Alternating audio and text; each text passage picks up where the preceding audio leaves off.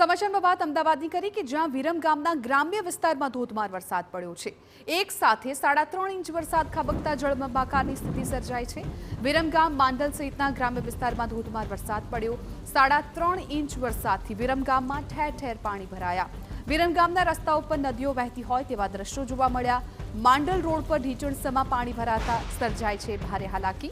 દસાડા રોડની સોસાયટી ચબુતરા ચોક વિસ્તાર પાણીમાં ગરકાવ। ભરવાડી દરવાજા, પરકોટા, માંડલ રોડ, પંચમુખી હનુમાન સર્કલ વિસ્તાર પાણી।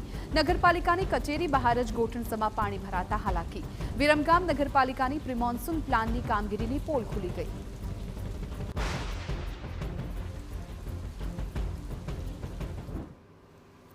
વિરમ ગામની અંદર 3 કલાક સતત વરસાદની અંદર 3 થી 4 ઇંચ વરસાદ પડેલ છે અને વિરમ ગામના માંડલ રોડમાં ખૂબ જ પાણી ભરાયેલ છે અને વાહનને અવર જવરમાં બહુ જ તકલીફ પડી રહી છે। માણસો જીવના જોખમ નાખીને વાહન પસાર કરી રહ્યા છે। વિરમ ગામની અંદર આ માંડલ રોડ તેમાં ખૂબ જ પાણી ભરાયેલ છે। તો વિરમ ગામના માંડલ ગામની સ્થિતિ આપને દર્શાવી એ દ્રશ્યોમાં પણ જોઈ શકાય છે કે જ્યાં પાણી ભરાતા સ્થાનિકોને ભારે હાલાકી ભોગવવી પડી રહી છે। અડધું વિરમ ગામ છે જાણે પાણીમાં ડૂબી ગયું હોય તેવા દ્રશ્યો સામે આવ્યા છે। આ દ્રશ્યો સોસાયટીના આપ જોઈ રહ્યા છો કે જ્યાં પણ પાણી ભરાતા ખાસ તો વાહન ચાલકોને અવર જવર કરવામાં, રાહદારીઓને ત્યાંથી નીકળવામાં મુશ્કેલીનો સામનો કરવો પડ્યો છે।